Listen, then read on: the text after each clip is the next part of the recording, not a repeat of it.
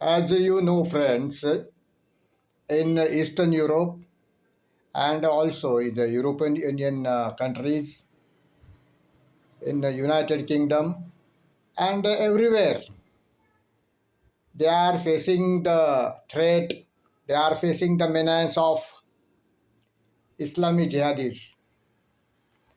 And this trouble has arrived in Eastern Europe and all over Europe for the last many years because of their policies.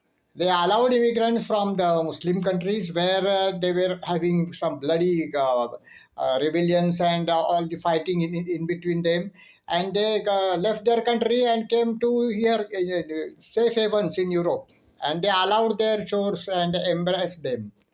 And like we in Hindus call Atithi Deva Bhava, that is the always guests are always welcome. This policy was followed there, and what happened now that demographic change has taken place. So it was inevitable. Friends, as you know, demography is changing very fast in our beloved country, that is Bharat, India also.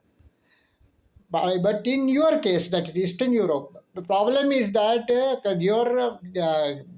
your population is decreasing day by day, and that population is multiplying day by day.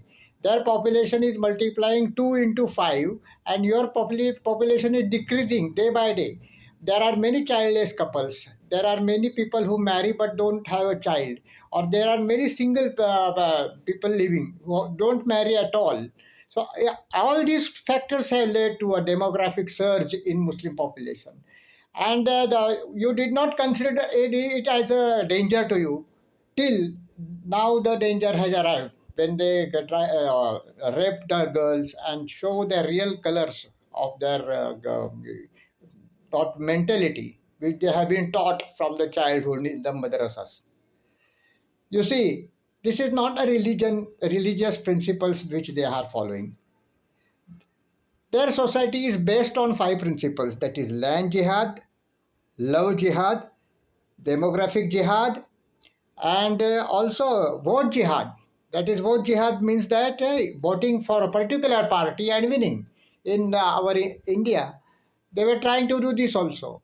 They have consistently voted the Congress party, which as a labor parties of and communist parties of Eastern Europe always favored Muslims and always supported them, always supported the terrorists, and always supported the anti-Indian elements, and they got their votes. That is called a vote jihad. And in the last stage, they prepare themselves for a wholesale war against the society, against the kafirs. And this is called a street jihad. And in the street jihad, as you have learned, you can see the film, new film being produced in India in English, that is Bengal Files. You will see how street jihad is there. In Bengal, actually 40,000 Hindus were massacred in 2 days. You cannot just see the film. But we, friends, we have consistently been consistently been threatened, butchered, and our forefathers have also suffered lot of things due to this cult for the last 1,400 years. And you are facing their problems for just about 30 to 40 years, I think, when you allowed them to come to your country as guests, and they are conquering you, conquering everything, and you are left homeless perhaps with the street action taking place. And the last stage is coming on, because as this last stage, when their population is up to 20 to 30%, about 20%, they start a street jihad in which they actually massacred in the things which they have been taught as per their teachings. And there is not a single comma they will do anything different from what they have been taught all these years. That's the very fundamental thing you must remember. Because we as a humanists say that our Hindu principle is that sarve bhavantu sukhina, sarve santu niramaya, sarve vadrani pashantu ma kashchid dukha bhag bhavet.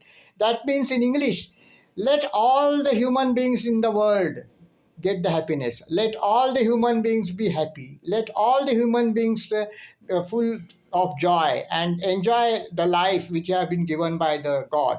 And never they will face any calamity. Never they should face any poverty. Never they should face any unhealthy problems, health problems. That is our thinking. That is our best wish we wish as to the humanity. We wish to the humanity in this manner. Sarve bhavantu sukhina. Sarve means all. All should remain peaceful. All should be happy. All should enjoy their life and serve the people and also pray to the God in a peaceful way. That's the principle. But these people don't believe. Their main principle is that if you are not going to follow their dictate, if you are not going to become like them, then you are not at all allowed to live. In our Bharat, we say, live and let live. I will also live, you will also live, all will live. But they say only we. And you have to follow our principles. You have to follow our dictates. You have to live according to our terms. Otherwise, your life is also threatened. And that's the threat you are facing, my friends. That's the threat the humanity is facing. We have to wake up.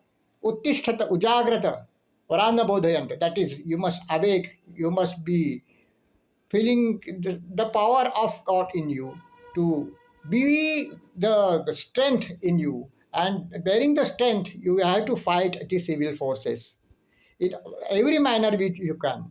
And you have to save the Mother Universe. This Mother Universe is a gift of God to all of them to live in peace, happiness, enjoy the life, and help each other as total human beings. If human beings are to be not butchered, then you have to fight the civil menace. And you have to overcome these shortcomings of your society and our society too. Because in your society also, those communist parties are in power and they are helping them. They are just like the cobras who are very poisonous snakes. So we have to awake, we have to arise, and we have to awake the people who have slept for many years. You have to do this job because you have to save the Mother Universe. You have to save the unity. You have to save this unity in the diversity. That's the form which we are to subject to see in the future because it's all universe is beautiful and the life is more beautiful and the life is more beautiful and serene. So the life should be saved, humanity should be saved, and the evil should be defeated.